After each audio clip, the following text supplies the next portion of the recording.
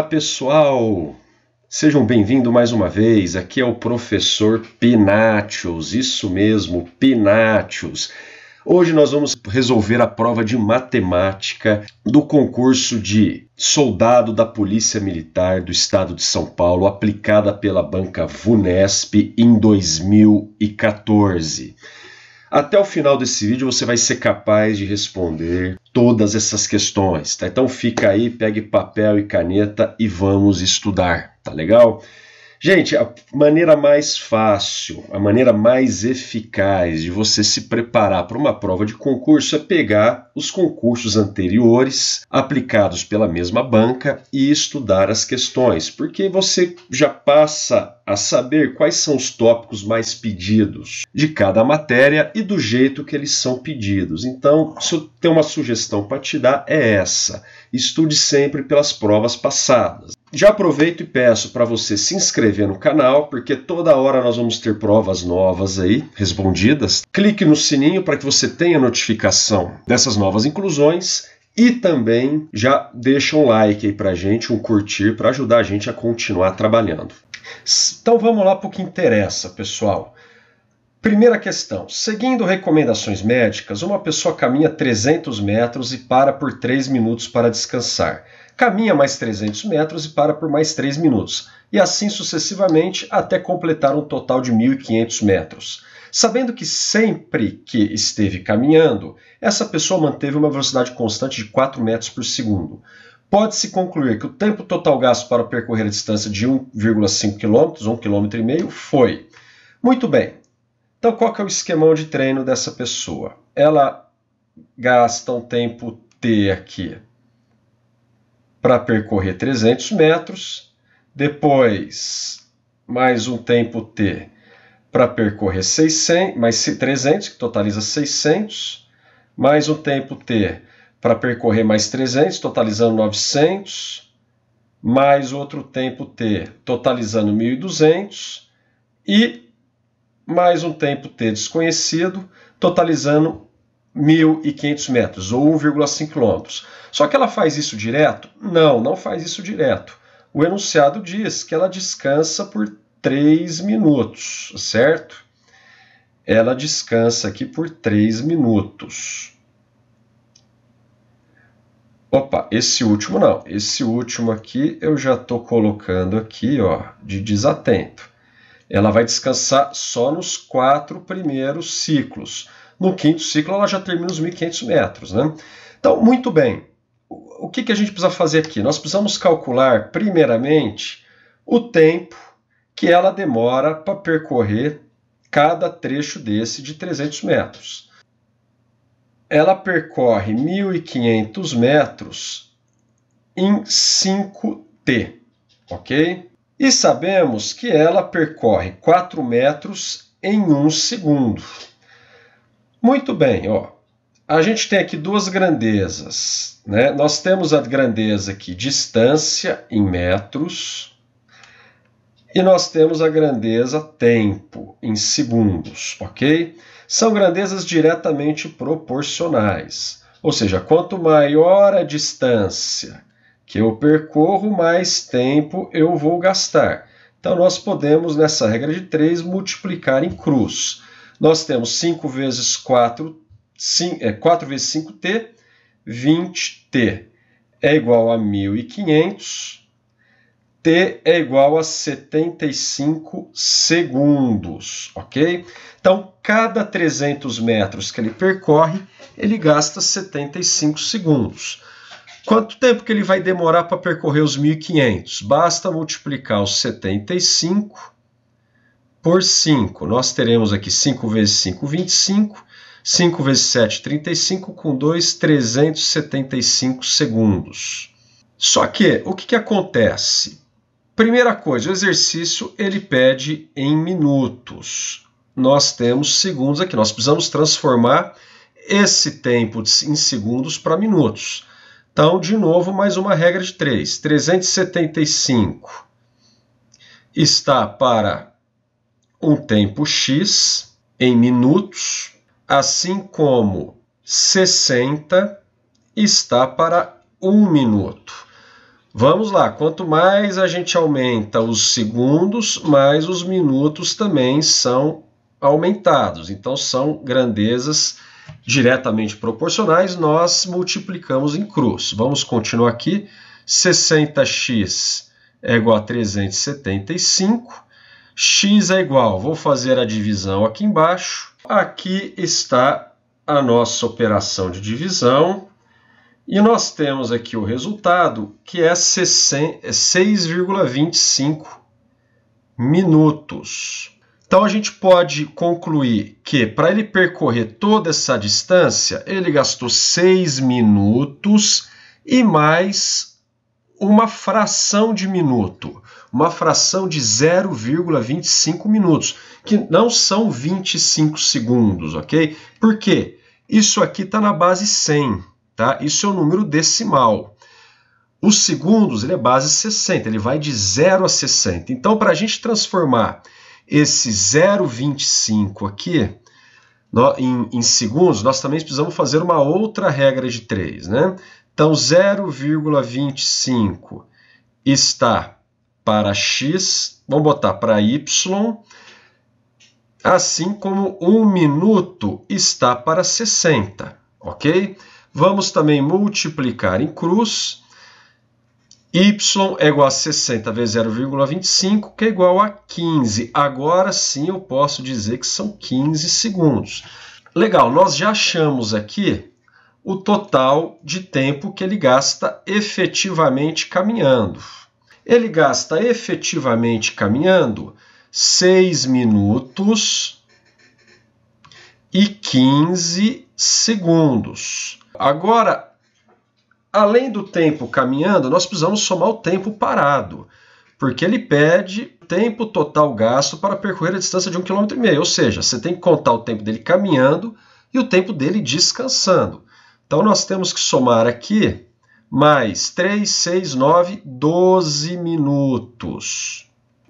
Então, nós teremos um total de 18 minutos e 15 segundos.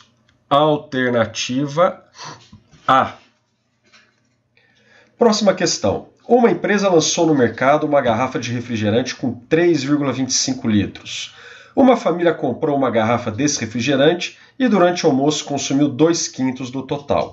No jantar foram consumidos 2/3 do que ainda estava na garrafa.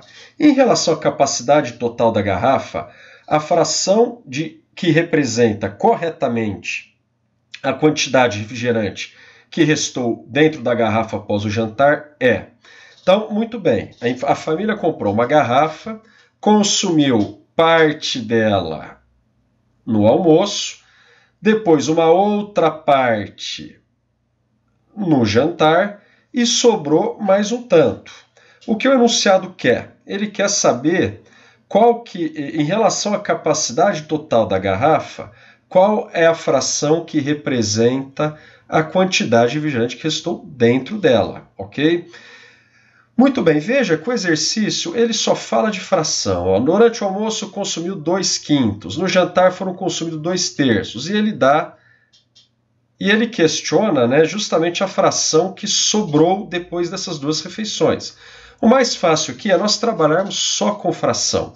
Então vamos chamar essa garrafa de refrigerante de 3,25 litros de uma garrafa, ok? Então a nossa referência aqui vai ser uma garrafa. Então, no almoço,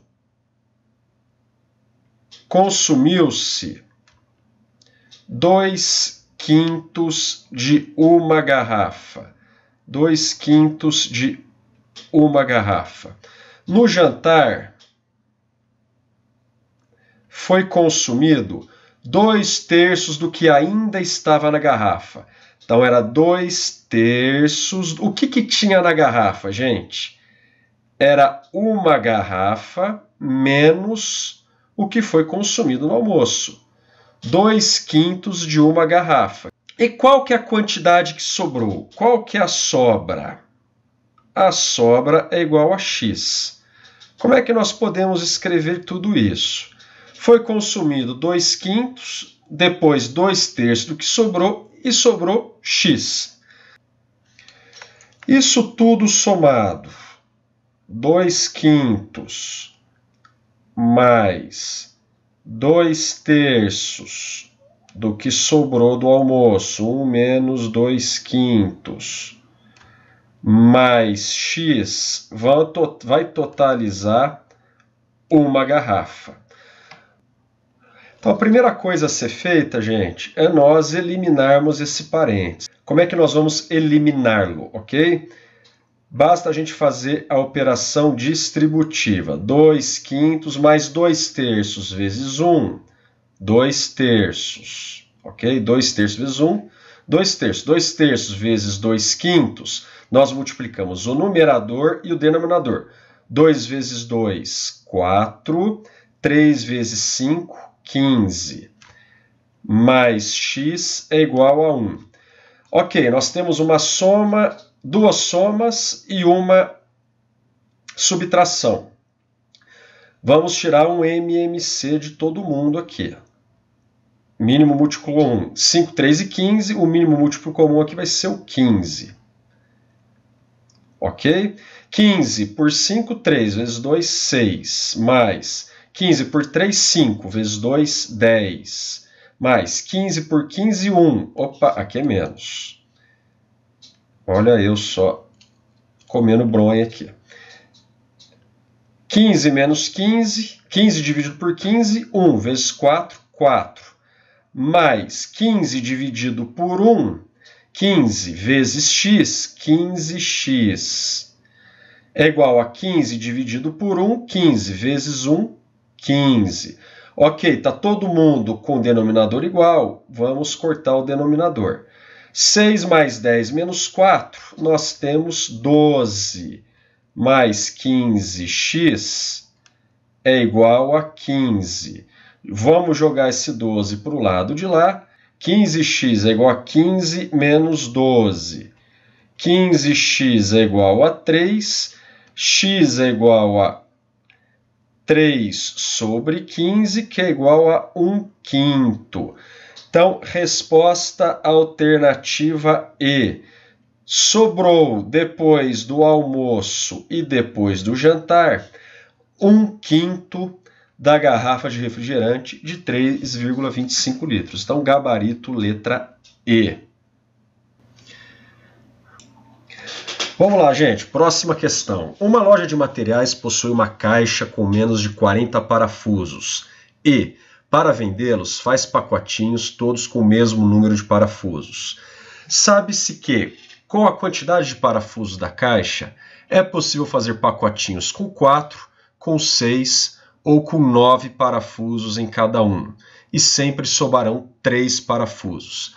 Se cada pacotinho tiver exatamente 5 parafusos, o número de parafusos que ficará de fora dos pacotinhos será... Vamos entender o enunciado aqui, tá? A loja tem no máximo 40 parafusos para vender. Um número certo, determinado, mas é sempre menor que 40. E para vendê-los faz pacotinhos, sempre com o mesmo número de parafusos. Esses pacotinhos eles podem ir com 4, com 6 ou com 9 parafusos em cada um e sempre sobrarão 3 parafusos, ok? Então vamos lá, nós podemos chamar aqui de X o número de parafusos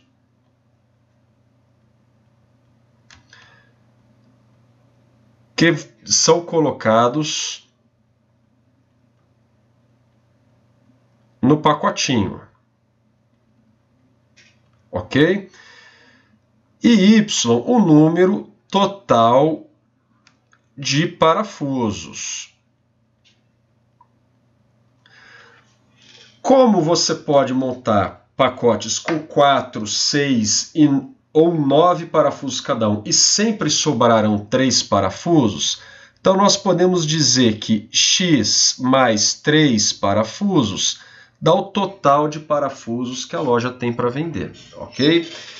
Agora vamos lá, gente. Esse X aqui, ó, que é o número de parafusos que são colocados no pacote, veja, se você pode formar pacotes com 4 ou com 6 ou com 9 parafusos com a mesma quantidade, O que isso nos quer dizer? Quer dizer que esse x ele é um múltiplo comum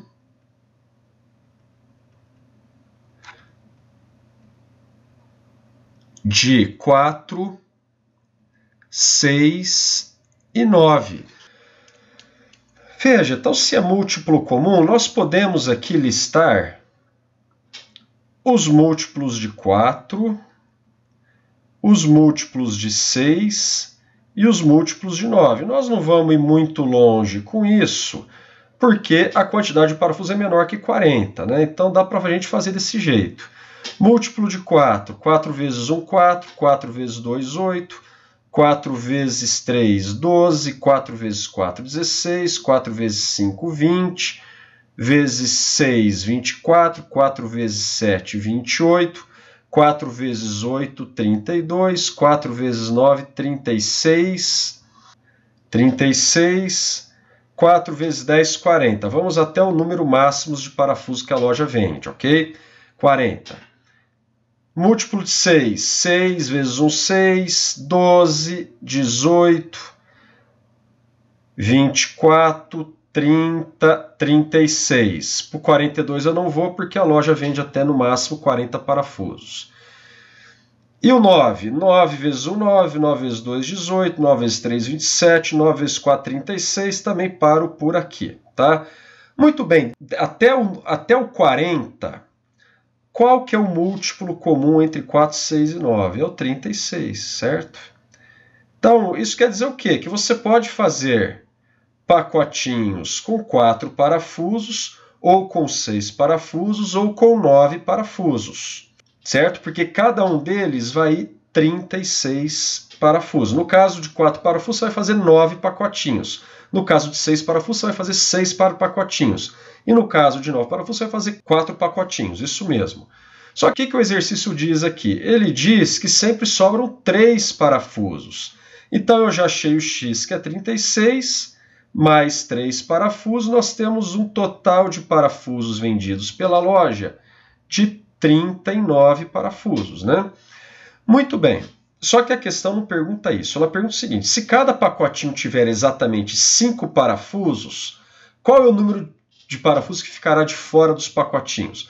Basta nós dividirmos 39 por 5. 39 parafusos por 5 parafusos em cada pacote. Vamos ver quantos pacotes dá. Eu tenho aqui que 7 vezes 5 é 35. Para 39 sobram 4. Então veja, eu posso fazer 7 pacotinhos de 5 parafusos cada e me sobrarão 4 parafusos. Então, alternativa D. Próxima questão, gente. Em uma papelaria, a razão entre o número de cadernos com 200 folhas e o número de cadernos com 100 folhas, nessa ordem, é de 5/7.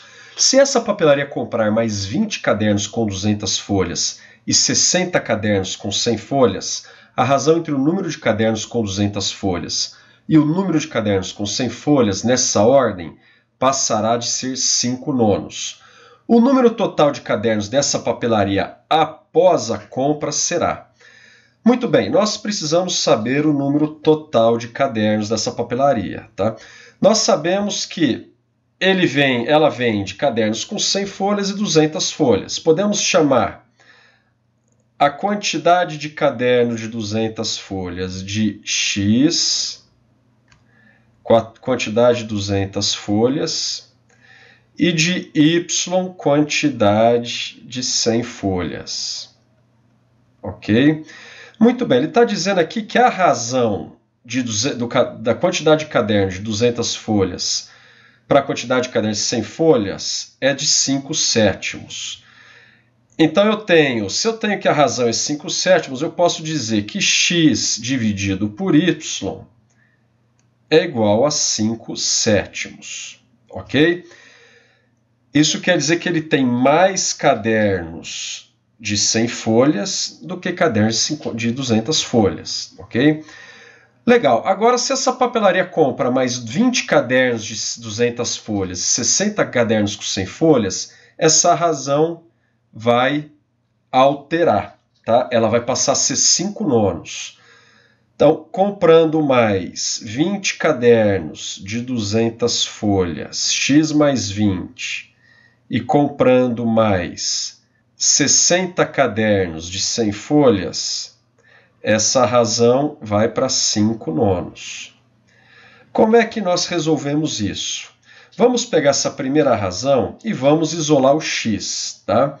Vamos escrever o x em função de y. Então, 7x multiplicando em cruz, tá, gente? 7x é igual a 5y. X é igual a 5y sobre 7. Muito bem, eu já tenho aqui esse nosso parâmetro. X é igual a 5y sobre 7. Vamos pegar essa de baixo aqui e vamos substituir. X mais 20, então 5y sobre 7 mais 20 é igual a 5. Y mais 60 é igual a 9. Vamos multiplicar em cruz. Veja, aqui, qual que foi o objetivo aqui? A gente trabalhar com uma variável só. Nós temos somente o y aqui. Então, a gente vai encontrar o valor de y com essa operação e depois, consequentemente, nós vamos substituir ele nessa equação aqui para achar o nosso x, tá? Vamos multiplicar em cruz. 5y sobre 7 vezes 9 dá 45y sobre 7. Mais 20 vezes 9, 180. É igual a 5 vezes y, 5y, mais 300. Vamos tirar o MMC de tudo. MMC de 7 e 1 é igual a 7. 7 dividido por 7, 1, vezes 45, 45y. Mais 7 dividido por 1, 7. Vezes 180, 180 por 7, 0, 56, 1260. 1260. 7 dividido por 1, 7 vezes 5y, 35y. Mais 2100, que é 7 dividido por 1 vezes 300. Está todo mundo com o mesmo denominador, vamos cortá-lo. 45y mais 1260 é igual a 35y mais 2100. Vamos trazer o 35 para esse lado aqui da nossa equação, mudando o sinal, e vamos levar o 2260 para o lado de lá também, mudando o sinal.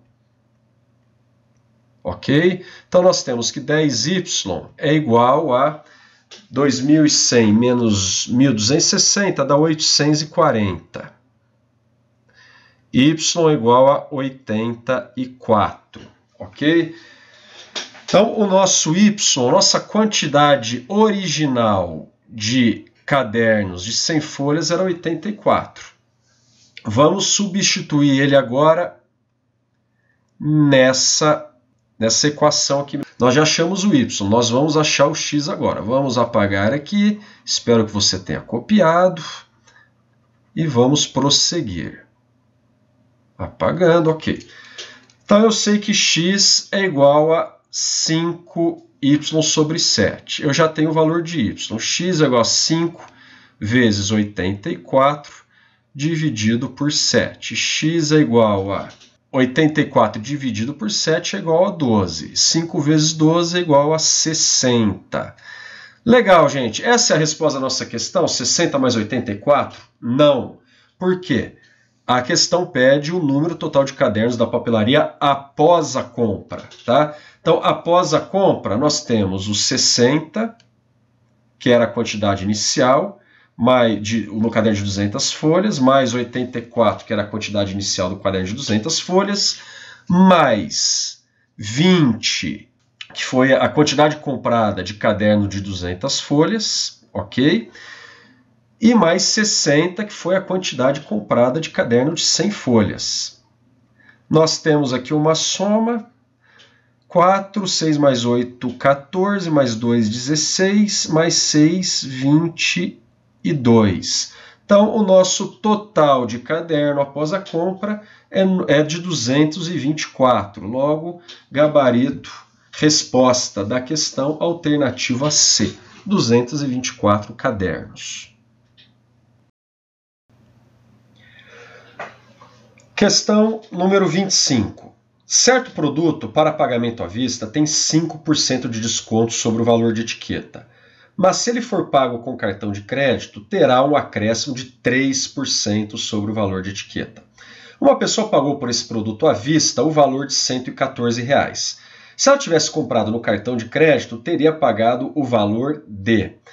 Muito bem, então, veja, nós temos aqui o preço de etiqueta, que nós podemos chamar de X, ok? Esse é o preço de etiqueta. Esse preço de etiqueta ele vai ter um desconto de 5% se for pago à vista. Então, qual que seria o preço dele à vista? É X, que é o preço de etiqueta, menos o desconto. Qual que é o desconto? 5% de X. Ok? Então, preço para pagamento à vista com 5% de desconto seria isso daqui, preço à vista. Ok?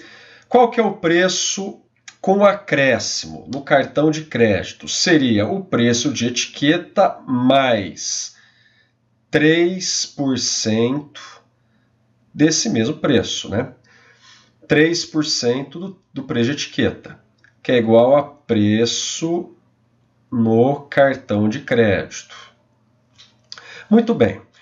Uma pessoa pagou por esse produto à vista o valor de 114. Então, ela pagou com o desconto já 114. Então, X menos 5% de X é igual a 114.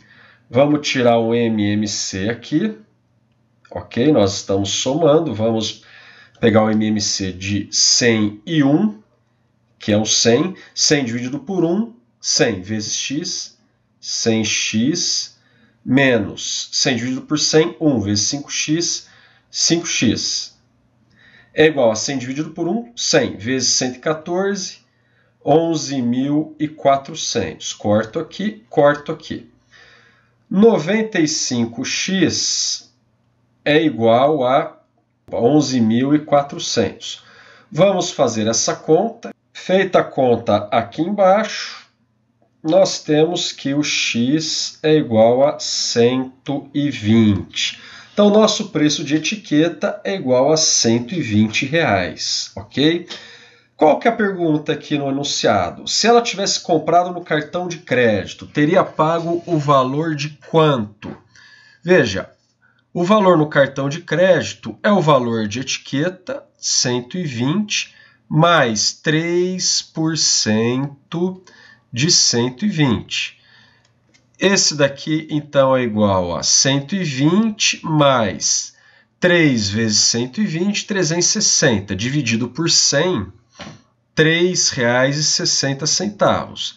Então, o nosso preço final aqui é R$ 123,60.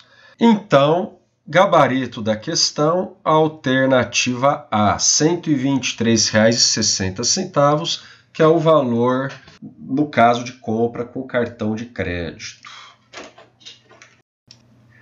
Próxima questão. Uma pessoa comprou um frasco de adoçante líquido e em cada cafezinho que bebe, coloca 8 gotas desse adoçante.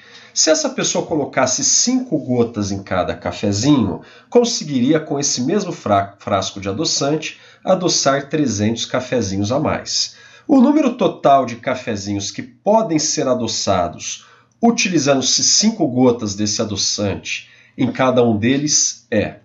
Então, vamos lá, pessoal. Então, uma pessoa comprou um frasco de adoçante líquido e em cada cafezinho que bebe, coloca 8 gotas desse adoçante. Se você colocar 8 gotas de um adoçante, esse frasco ele vai conseguir adoçar X xícaras de café, X cafezinhos, tá?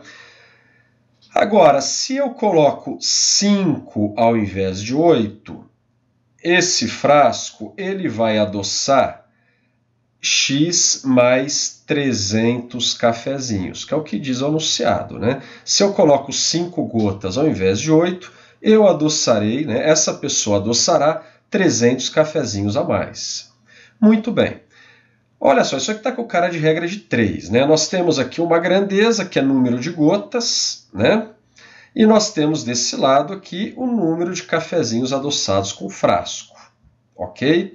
Se eu diminuo a quantidade de gotas aqui por cafezinho, aqui eu aumento a quantidade de cafezinhos que eu vou poder adoçar com um frasco. Então, é uma regra de 3 de grandezas inversamente proporcionais, tá? Então, se são grandezas inversamente proporcionais, nós não podemos multiplicar em x. Nós temos que multiplicar reto, ok? Olha só como essa banca gosta de regra de 3, gente. Então, vamos proceder com os cálculos. Vamos multiplicar reto.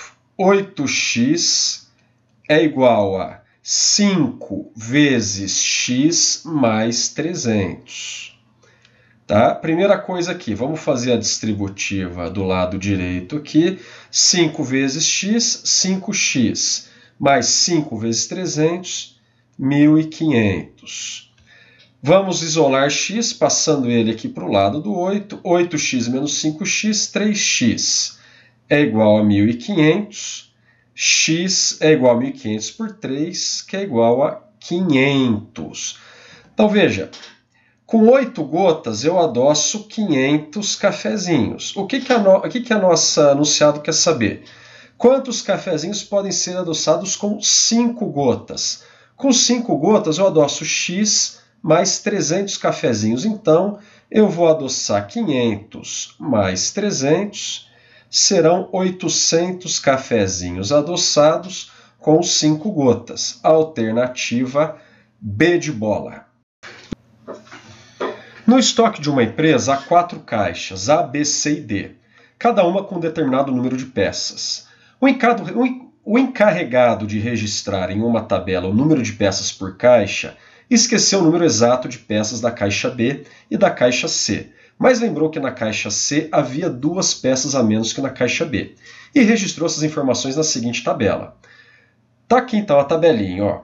Número de peças por caixa é a caixa. A caixa A tem 50 peças, a caixa D tem 52, 2 números conhecidos. A B, nós não conhecemos a quantidade, e a C também não conhecemos. Só sabemos que na C tem 2 peças a menos que na B. Sabendo que na média o número de peças por caixa é 45, pode-se concluir que o número de peças das caixas B e C são respectivamente. Veja, gente, o número médio de peças por caixa é 45, tá? Então, como é que a gente extrai a média de uma série de valores, né? Basta nós somarmos eles. Então, nós temos 50 mais x menos 2 mais 52, dividindo, né, pelo número de caixas, que é igual a 4.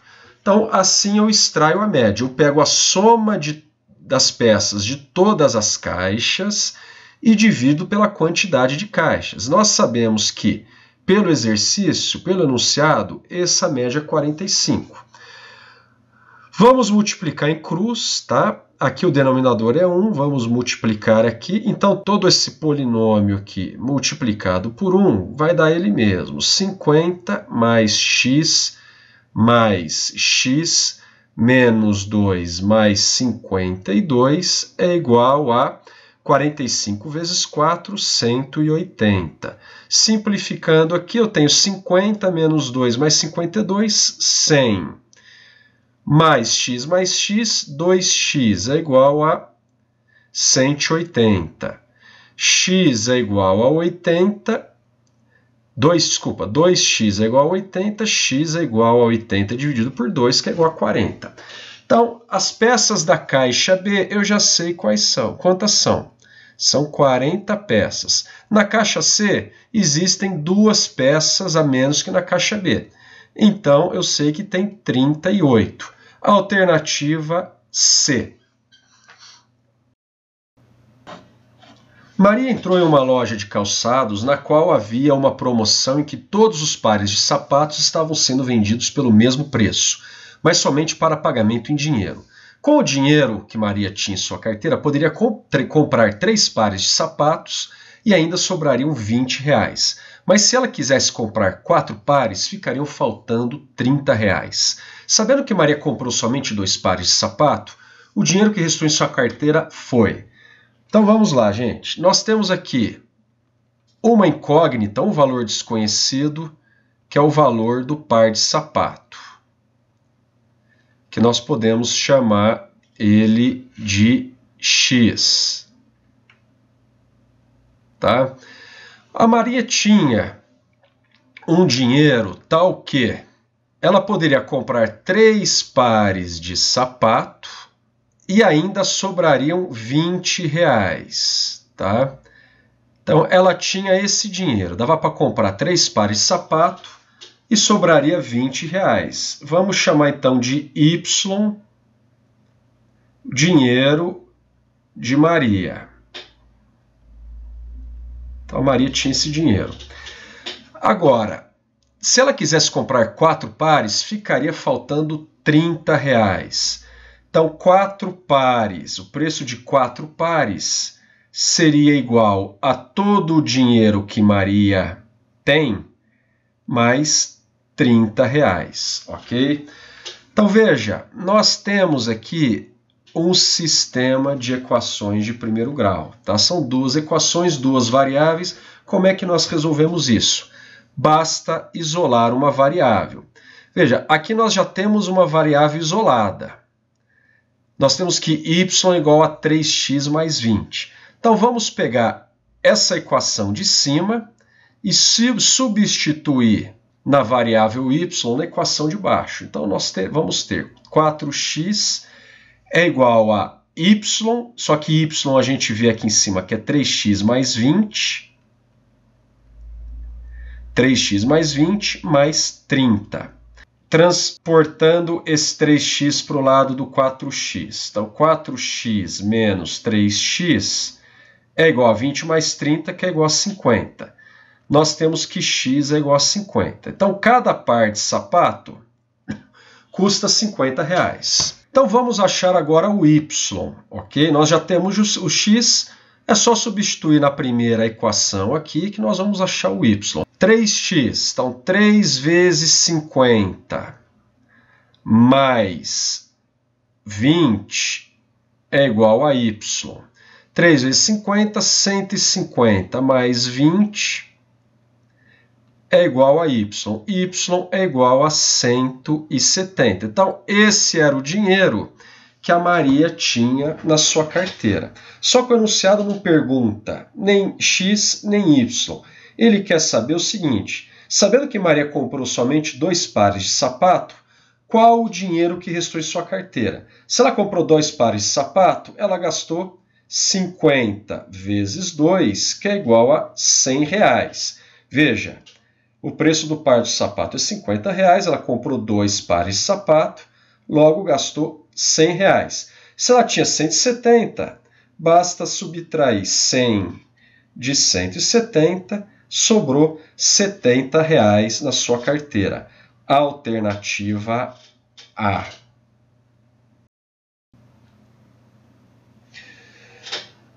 Em uma padaria, o preço de uma empada mais um café é de R$ 6,50 e o preço de uma empada mais o suco é R$ 7,50.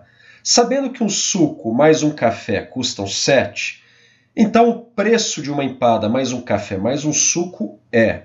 Olha só, gente, tem uma questão muito parecida com essa na prova de 2013, né? E essa é mais uma questão, exemplo da anterior, é mais uma questão de sistema de equações. Então, olha só como é que a banca gosta desse tipo de questão, tá legal? Então, vamos lá, nós temos 3 variáveis aqui. O preço da empada, o preço do café e o preço do suco. Vamos chamar o preço da empada de x, o preço do café de y e o preço do suco Z, ok? Vamos dar o nome para essas três variáveis. O preço de uma empada mais um café é igual a R$ 6,50. Então, x mais y é igual a R$ 6,50.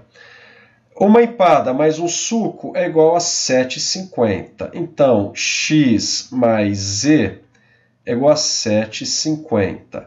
Sabendo que um suco mais um café custam R$ 7,00, então um café y mais um suco z é igual a R$ 7,00. Ele quer saber, se eu comprar uma empada, um café e um suco, quanto que eu vou gastar? Então, para eu saber quanto que eu vou gastar no total, eu tenho que descobrir o preço individual de cada um, correto? Para a gente fazer isso aqui, primeiramente vamos isolar o x nessa primeira equação, ok?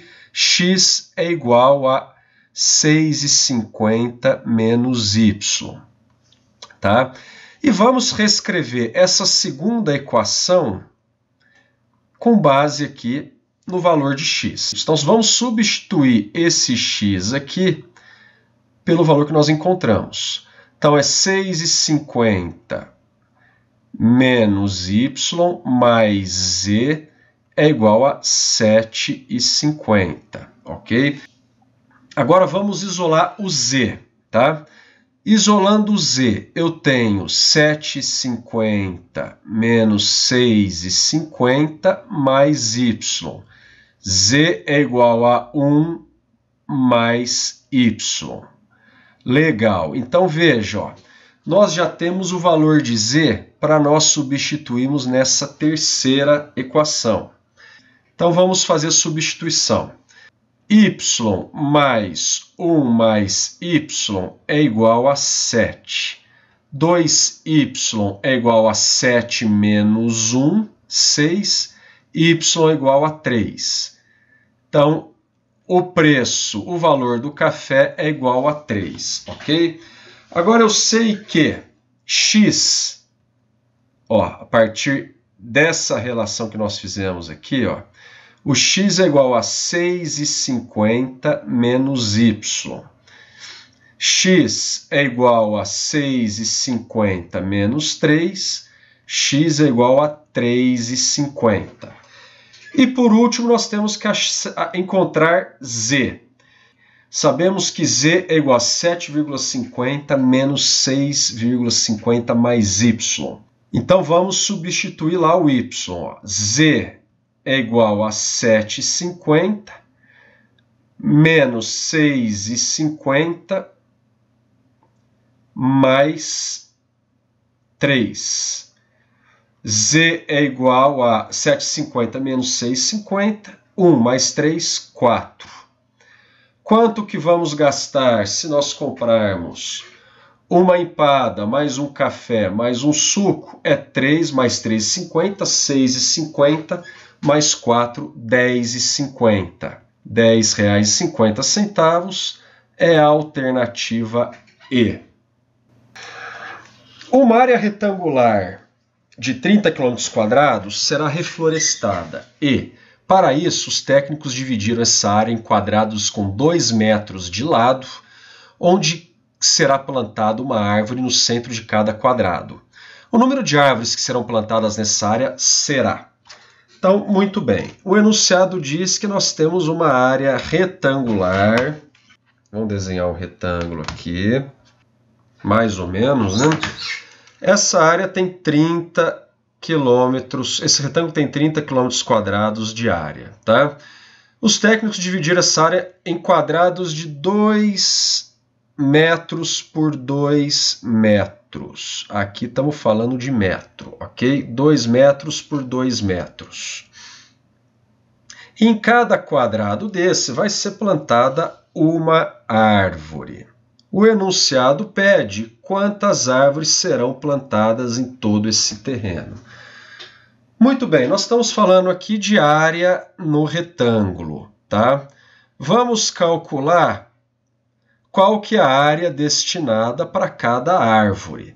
Então, como é que nós fazemos isso? Se cada árvore vai ficar num quadrado de 2 metros por 2 metros, como é que nós calculamos a área do quadrado? A área do quadrado é igual a lado vezes lado. A área do quadrado é igual a 2 metros vezes 2 metros. A área do quadrado é igual a 4 metros quadrados, ok?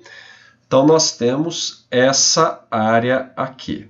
Cada árvore vai ser plantada numa área de 4 metros quadrados, só que nós temos 30 quilômetros quadrados. Veja que as unidades de medida são diferentes. Então, nós precisamos aqui, antes de qualquer coisa, transformar 30 quilômetros quadrados em metro quadrado, certo? Então, para isso, nós vamos recorrer da nossa tabelinha de conversão. Eu tenho 30 quilômetros quadrados. Para eu converter isso para metro quadrado, eu tenho que levar o zero até a última casa do metro quadrado aqui.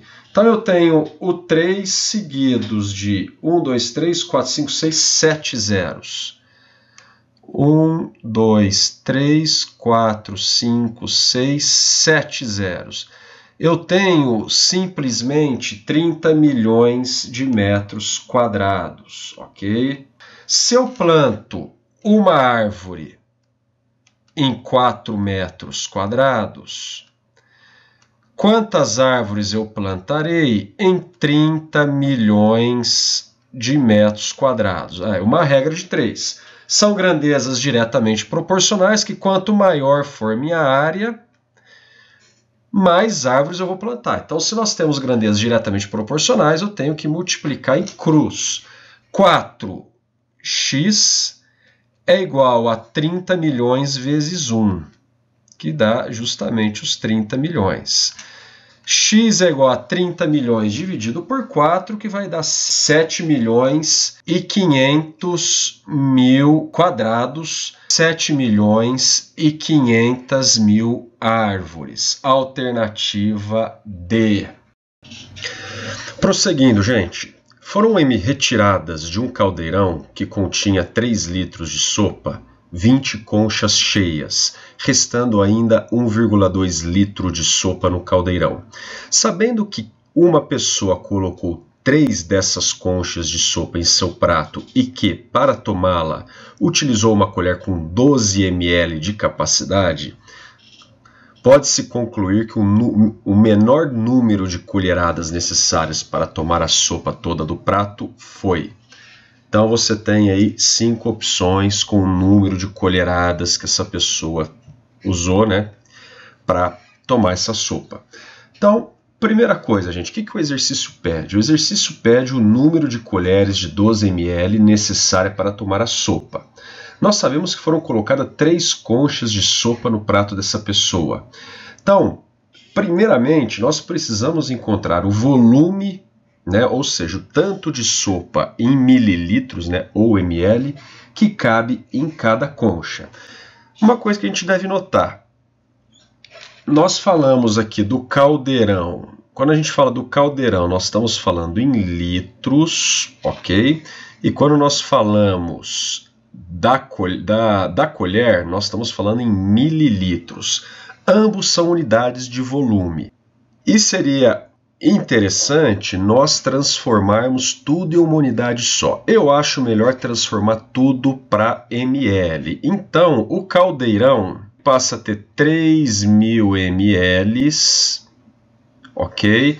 Então, essa é uma conversãozinha básica, a gente tem que saber, cada litro vale 1.000 ml, isso daí é batata de cair na sua prova, tá? E restou 1.200 ml, ok?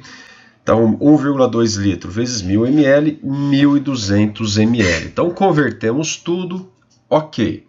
Tá? Agora, vamos chamar de X. Tudo está na mesma unidade. Vamos chamar de X o volume da concha em ml, ok?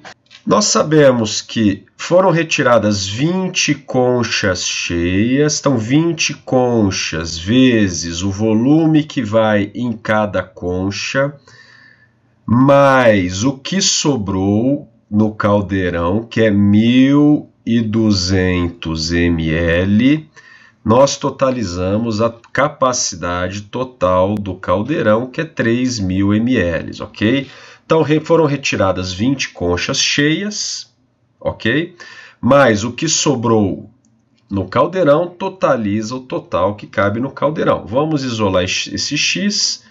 20x é igual a 3.000 menos 1.200 menos 1.200. 20x é igual a 1.800. X é igual a 90 ml, que é o 1.800 dividido por 20. 20 está aqui multiplicando, passa para o outro lado dividindo. 1.800 dividido por 20, 90 ml. Então, já descobrimos o volume da concha, vamos passar para o nível seguinte. Qual que é o volume de cada colher, tá? Sabemos que foram colocadas 3 conchas de sopa no prato aqui dessa pessoa. Então, foram colocados 3 vezes 90 ml, 270 ml de sopa, ok? Então, no prato dela tem 270 ml. Nós sabemos que a colher tem 12 ml de capacidade. Então, podemos escrever o seguinte, gente. Uma colher está para 12 ml, tá? Então, vamos colocar aqui, colher e ml. Uma colher está para 12 ml, assim como Y é igual a 270 ml. Veja, quanto mais colheres de sopa nós temos, maior o volume de sopa que vai ser ingerido. Então, são grandezas diretamente proporcionais, nós podemos multiplicá-las em x. 12y é igual a 270. Isso aqui é uma regrinha de 3, tá, gente? Uma regrinha de 3. Y é igual a 270 dividido por 12. Quanto que vai dar esse y aqui? Basta nós dividirmos.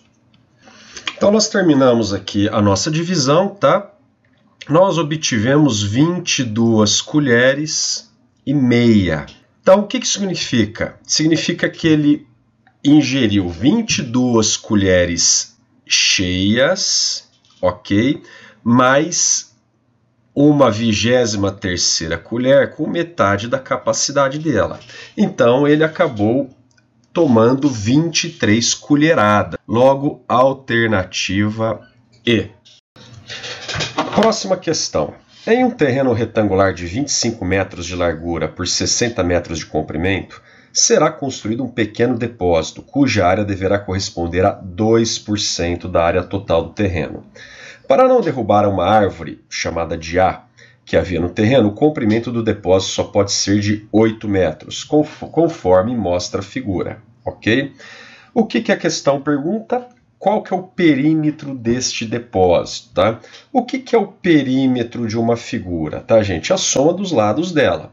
Então, o perímetro, vamos chamar o perímetro aqui de P.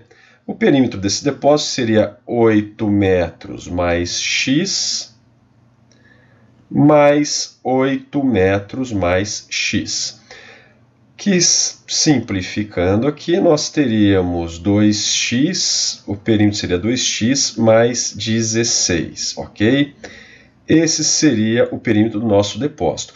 Veja, para nós termos o perímetro, nós precisamos achar esse valor x, tá? O que o enunciado nos dá? Nos dá o comprimento das dimensões desse terreno retangular, 60 metros por 25, o lado de um dos lados do depósito, ok? E também nos dá uma limitação, né, de que a área desse depósito corresponder a 2% da área total do terreno, por causa de uma árvore que tem aqui. Muito bem, então como é que a gente vai avançar? Primeira coisa, se a área do depósito é 2% da área do terreno, vamos calcular a área do terreno para nós conseguirmos calcular a área do depósito. Então, qual que é a área do terreno? A área do terreno aqui é o comprimento vezes a largura, ok? A área, então, é igual a 60 metros, que é o comprimento, vezes 25 metros. Nós temos que a área é igual a 60 por 25, 1.500 o quê? Metros vezes metro, metros quadrados, ok? 1.500 metros quadrados. Nós sabemos que a área do depósito corresponde a 2% da área do terreno. Então, 1.500 metros, vamos colocar aqui, área equivale a 100% da área do terreno, tá? Vamos chamar de D, a área do depósito, é igual a 2%.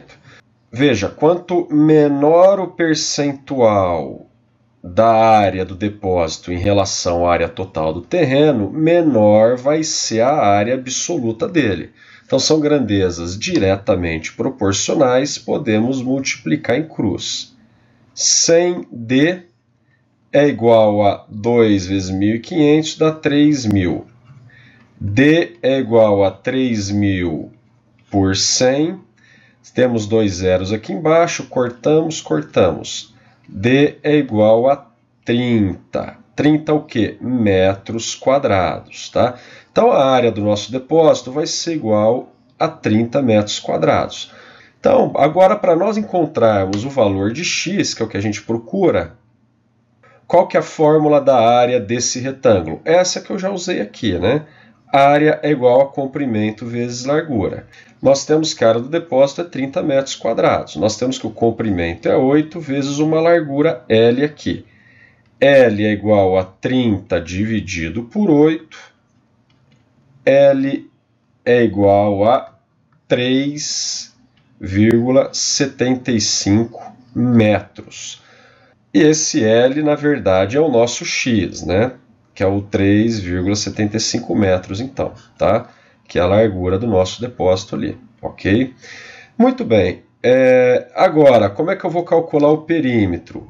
Lembra dessa fórmula aqui, ó. É a soma de todos os lados, então o perímetro vai dar 2 vezes 3,75 mais 16. O nosso perímetro, então, vai ser 2 vezes 3,75, vai dar 7,50 mais 16. Então, o nosso perímetro igual a 16 mais 7,50 daria 23 metros e 50 centímetros. Ok? Alternativa B. Uma loja de artigos de um clube de futebol vende 4 modelos diferentes de camisa deste clube. A tabela mostra a quantidade de camisas vendidas de cada um dos modelos no mês de outubro. Então, nós temos que o modelo A vendeu 114 camisas, o modelo B foi 133, o C 57 e o D 76. Considerando-se o total de camisas vendidas nesse mês de outubro, o gráfico que representa corretamente essas informações em porcentagem é. Então, o que esse exercício está pedindo? Ele está pedindo a frequência relativa das vendas de cada uma dessas camisas, da A, B, C e D, em relação ao total de camisas, tá? E como é que nós calculamos essa frequência relativa? Basta nós pegarmos a quantidade de camisas vendidas de um modelo, por exemplo, o modelo A, e dividir pelo total de camisas vendidas, tá? Então, a primeira coisa que nós precisamos fazer é ir atrás desse T, né? Então, como é que nós vamos atrás desse T? Basta somar as vendas de cada uma das camisas. Muito bem, somamos aqui, temos um total de 380 camisas, ok? Então, o nosso T é igual a 380. Legal, agora vamos ver, então, qual que foi a participação em porcentagem de cada uma dessas camisas. Vamos começar com a camisa A. tá? A camisa A vendeu 114 por um total de 380. Vamos dividir 114 por 380. Fazendo a divisão, nós obtivemos aqui o resultado de 0,3. 0,3 pode ser escrito como 30%. Muito bem. Aqui o enunciado a respeito do gráfico, ele fala: o gráfico que representa corretamente essas informações em porcentagem. Então, se é em porcentagem, o gráfico ele já está em porcentagem. Veja, nós achamos que a camisa A, as vendas da camisa A corresponderam a 30% das vendas totais de camisa. Vemos que a alternativa A tem os 30, a alternativa B os 30, a C as 30, a D as 30, a E 32. Então a gente já pode eliminar a alternativa E. Pessoal, então agora faltaria testar as camisas B, C e D, tá? Mas agora olhando aqui detalhadamente, nós vemos que a camisa B ela tem 40 aqui de participação na alternativa A e 35 na B, na C, na alternativa C e na alternativa D. Olhando agora para C, ela tem uma participação de 10 na alternativa A, 16 na C, 10 na alternativa A, 16 na B, 10 na C e 15 na D. Veja, nós temos, para a camisa B, nós temos 3 valores iguais de 35, tá? Para a camisa C, nós temos 2 valores de 10, um de 16 e um de 15, ou seja, nós temos 2 valores diferentes e 2 valores iguais. Então, eu acho que compensaria mais nós testarmos a C do que a B, né? Porque a gente tem mais chance já de matar essa questão só testando mais uma camisa, que seria a camisa C. Tá? A D é a mesma coisa que a C, tá, gente? Então seria indiferente testar a D ou a C. Então vamos testar a C, tá? A C nós temos 57 vendidas por 380. Vamos fazer essa divisão. Feita a divisão, nós obtivemos 0,15, né? 0,15 em percentual, nós temos 15%. Vamos ver aqui qual gráfico vai mostrar a participação da camisa C com 15%. É justamente o gráfico D, ok? Porque a D ela mostra 30% da camisa A, foi o que nós calculamos aqui, e mostra os 15% da camisa C, que nós terminamos de calcular, ok? Então, dessa forma, acabou dando certo a nossa estratégia e não precisamos testar as 4. Bastou testar a camisa A e a camisa C para que nós obtivéssemos o resultado dessa questão, ok? Lembre-se, gente, concurso é questão de tempo. Nós não temos que fazer as questões com pressa, e sim com inteligência, ok? Então, dessa forma, você gastaria muito menos tempo do que testar 3 ou as 4 camisas. Alternativa D. Um professor de matemática desafiou seus alunos a calcularem a soma dos 514 números da seguinte sequência numérica. Nós temos aqui, então, uma sequência, né? Posição. Primeira posição, segunda, terceira, quarta e assim sucessivamente, tá? Isso aqui iria até a 514ª posição, tá? E na primeira posição, o menos 2, na segunda, o menos 1, na terceira, o 1, na quarta, o 2, na quinta, o menos 2, na sexta, o menos 1, na sétima, 1 e na oitava, 2. Sabemos que os números dessa sequência seguem o padrão apresentado pelos 8 primeiros termos. Pode-se concluir que a soma dos 514 elementos é... Muito bem, gente. Primeira coisa, não vamos desesperar, tá? Não vamos querer somar tudo. Vamos parar e pensar e analisar o exercício. Veja, qual que é o padrão aqui, ó?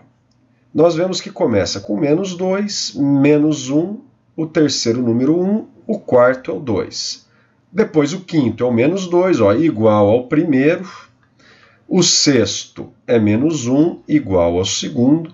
O sétimo é o 1, que é igual ao terceiro. O oitavo é o 2, que é igual ao quarto. Nós temos uma sequência de 4 números que se repetem. Quanto é que dá a soma dessa sequência? Menos 2 mais menos 1 mais 1 mais 2, que é igual a menos 2 menos 1 mais 1 mais 2. Eu tenho um menos 2 aqui, corto com mais 2, eles se anulam. Eu tenho menos 1 aqui, ele se anula com mais 1. Então, o meu resultado aqui é 0. Olha só, então, para cada grupo de 4 números desse, o meu resultado é 0. Nós temos uma sequência de 514 números. Se o número, veja, se o número 2 for o 500º, 104º número, ou seja, o último número da série for o número 2, nós teremos que a soma disso tudo aqui vai dar 0. Só que a gente não sabe se o 500º, 14º número ele vai ser o 2. Como é que a gente vai saber isso? Basta dividir 514 por 4. 4 por quê? Porque é a quantidade de números que a gente tem em cada bloco. Então, olha só, pessoal. Nós temos aqui 128 grupos de 4 números desses, ok? E sobraram 2 números de fora desses grupos. Quais seriam esses 2 números? Seriam os 2 números seguintes aqui, ó, que iniciam o próximo bloco, que é o menos 2 e o menos 1. Então, podemos concluir que a soma de todos esses 514 elementos é 128 vezes 0, porque cada bloco de 4 nós vimos que soma 0, mais menos 2 mais menos 1. 128 vezes 0 vai dar 0, mais menos 2 mais menos 1. Nós temos então que a soma dos 514 números vai ser igual a menos 3. Alternativa C. 2 garotos, Marcos e João, estão empinando pipas e, em determinado momento, a 15 metros do solo, as 2 pipas se enroscam no ponto P, conforme mostra a figura. Desprezando as alturas dos garotos, pode-se concluir que a diferença em metros entre o comprimento da linha MP, que é a linha de Marcos, e a linha JP de João, no momento em que as pipas se enroscam, é... Muito bem, ele está pedindo aqui o exercício, a diferença em metros entre o comprimento da linha MP, que é essa linha aqui, tá? E o comprimento da linha JP, que é essa daqui, certo? E para achar essa diferença, nós precisamos encontrar justamente o segmento MP e o valor também do segmento JP. E o que são esses segmentos, gente? São a hipotenusa de 2 triângulos retângulos, tá? Nós sabemos que os triângulos retângulos são triângulos que têm um ângulo reto. Os lados deles são os catetos, que são os lados menores. Então, aqui nós temos o cateto 1, o cateto 2, falando aqui desse triângulo, ok? E nós temos aqui a hipotenusa, tá? Então, o João soltando a pipa dele forma um triângulo retângulo. E o Marcos soltando a pipa dele forma um outro triângulo retângulo maior, com o mesmo C1 aqui, com o mesmo cateto de 15 metros, só que com outro cateto de 36 metros. E uma hipotenusa que eu não conheço, que é justamente o segmento MP. Então, para nós termos essa diferença entre o comprimento da linha de Marcos e o João, que são representadas, essas linhas representadas pelos segmentos JP e pelo MP, que são as hipotenusas do triângulo retângulo, nós precisamos justamente encontrar quais são essas hipotenusas. E como que a gente faz? Nós temos que lembrar do teorema de Pitágoras, que diz que o quadrado da hipotenusa, que o quadrado da hipotenusa é igual à soma dos quadrados dos catetos. Tá? A hipotenusa que eu quero achar aqui é o segmento JP. Então, JP ao quadrado é igual ao quadrado do cateto 1, que é 15 ao quadrado, mais 20 ao quadrado. Nós temos que JP ao quadrado é igual a 225 mais 400. JP ao quadrado é igual a 625. JP é igual a... Vamos fatorar aqui, vamos achar essa raiz quadrada, tá? Fatorando 625 por números primos, nós obtivemos aqui que a raiz quadrada de 625 é igual a 25. Então, temos que o segmento JP, que é a hipotenusa desse primeiro triângulo aqui, é igual a 25 metros. Então, nós já sabemos o comprimento da linha da pipa do João. Vamos achar agora o comprimento da linha do Marcos, indicada pelo segmento MP. MP ao quadrado é igual os mesmos 15 de altura, 15 ao quadrado, mais 36 ao quadrado. Veja, o triângulo do Marcos é o triângulo maior e esse cateto aqui mede 20 mais 16, totalizando 36 metros. MP ao quadrado é igual a 225 mais 36 ao quadrado, que vai dar 1.296. MP ao quadrado vai totalizar 1.521. MP é igual a, fazendo o mesmo procedimento anterior, nós temos que a raiz quadrada é igual a 39 metros. Muito bem, voltando ao enunciado, o que o enunciado pede? A diferença em metros do comprimento da linha das pipas. Então, nós temos que essa diferença é igual a 39 menos 25 metros, que é igual a 14 metros. A alternativa correta, a alternativa A.